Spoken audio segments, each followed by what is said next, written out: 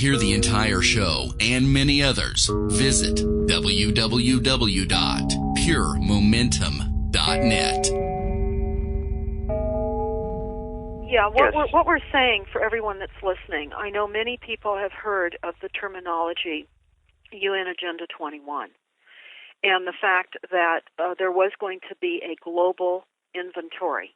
Well, that inventory is pretty much done at this point. They know where everything is. They can track everything. And now with the nanosensors, they can find everything. And this is going to lead us, Ron, into page 32, where actually page 30. And this, 31, excuse me. Everyone, we're now on page 31. And, Ron, this is the page that has the only concern mentioned in this entire document.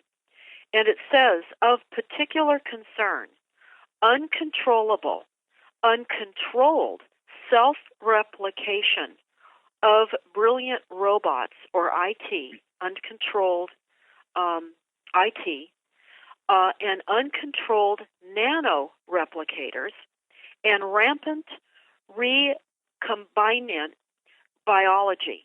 So what we're talking about is rampant biology, which is germ warfare, creating bioweapons in laboratories, and the out-of-control aspect of that. So I know that you have much to add to this page, Ron, so please go ahead. Well, these are Morgellons, or 10 to the negative 9 meter self-replicating nanowires. That also ties into that creepy guy Rodolfo Lina's talking about, wires in the brain. It's breaking the 10 to the negative 9 meters is also in the food supply, and it's breaking the blood-brain barrier, just like certain drugs, psychotropic drugs are breaking the blood barrier and precipitating within the fissures of the brain. And instead of hard implants like they used to use in the 50s and 40s, and sadly Sweden used radio implants in the 20s, they're precipitating plaques and metals, and then the artificial intelligence is tweaking and figuring out and actually taking over the brain of the person. And so what you've got going on is a series of chemicals, biologicals, and some of these are mycorrhizae, which is a fungal root structure that's growing on the roots of the plants that are uptaken by the plants and even taken into the fruit and the vegetables.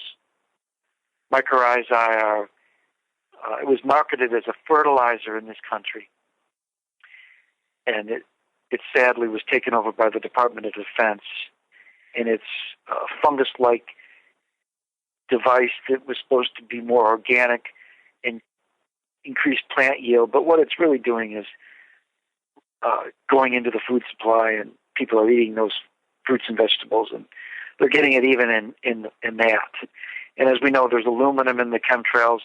The GMO modified fruit and vegetables are uptaking aluminum, which is causing dementia. Okay, so your salad now has aluminum and other metals in it, whereas the organic seeds will die from the chemtrailing because it's all designed that way.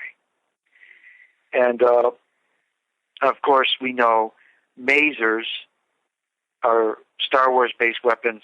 Masers are what create crop circles. It's basically like a video game programmer kid working at the Department of Defense or the NSA or NASA that's bored, that decides he's going to put in his favorite little picture and then heat up the stalks of the wheat, and the plants drop over.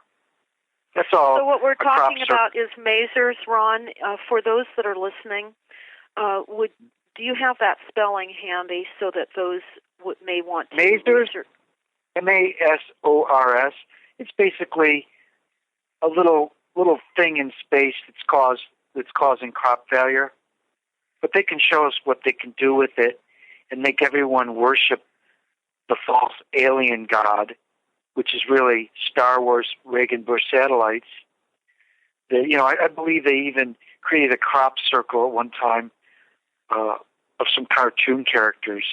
It shows you what they can do, and the degree of accuracy that you see those pictures is a degree of accuracy which they can connect on a neuron level with a brain. Okay. Maser is a form of. So the designs that people are seeing all over the world, in and on farms and ranches, etc., in the crops or on the ground, again, that's crop failure. That's crop demonstrating, failure. But it's an elegant use of it. They think it's funny. Well, they turn up the power and they can take out the whole crop the same way.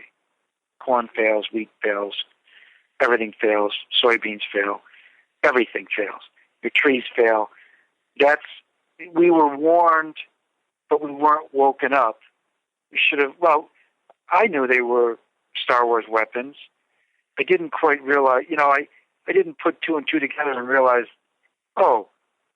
Somalia and Ethiopia, there's oil under there.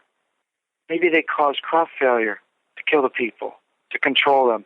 Because as we know, it's on StopTheCrime.net, Henry Kissinger's food genocide plan in 1974 was plotted out on third world nations. Well, now they don't need the U.S. anymore. They used all of our money to build this infrastructure, and they have us we're becoming a third world nation as a result of our own taxpayers' dollars. Okay, so let's move on. They're literally genociding places all over the world to gain access to all of the natural resources. Yeah, that's more than obvious, and I wouldn't be surprised if they don't even use. I think Ebola might even be a neutron bomb in Africa, because after 3 weeks you can go back in and just take over. There is no physical signs of any difference between Ebola and the neutron bomb. The symptoms are the same. Your cell nucleuses explode, you hemorrhage, and you die. You cannot tell the difference. Okay? Well, Ron, and then 3 weeks you go back in and clean up.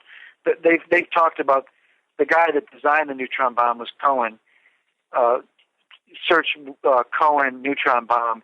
He was a particularly evil man that talked about all the benefits and advantages of using. People don't realize there's 3 types of bombs. There's the atomic bomb used in Hiroshima and Nagasaki. There's the hydrogen bomb used in Bikini Atoll, and the Russians used one, and it's just 30 times more powerful. Turns with the dirt in the glass and sands. And then there's the most horrific one, the neutron bomb. It just sends neutrinos to kill living things, and then the enemy comes in and drives your car away and takes your house, and your dog died and you died. That would be what Ebola looked like. Okay, so we got to wake people up. Well, actually, for everyone that's listening, I can see that we're going to need multiple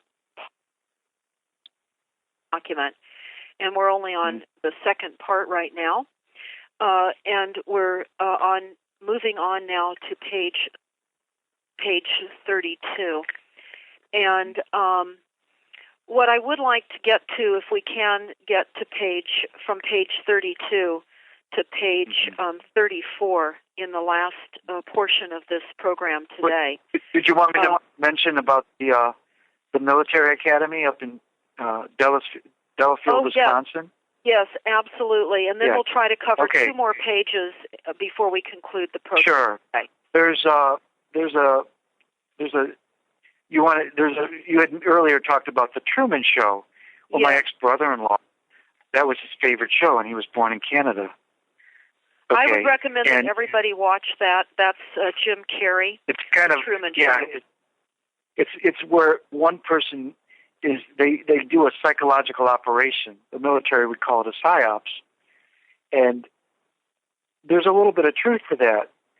Well, my ex-brother-in-law ended up. That was his favorite movie, and this was in the 90s.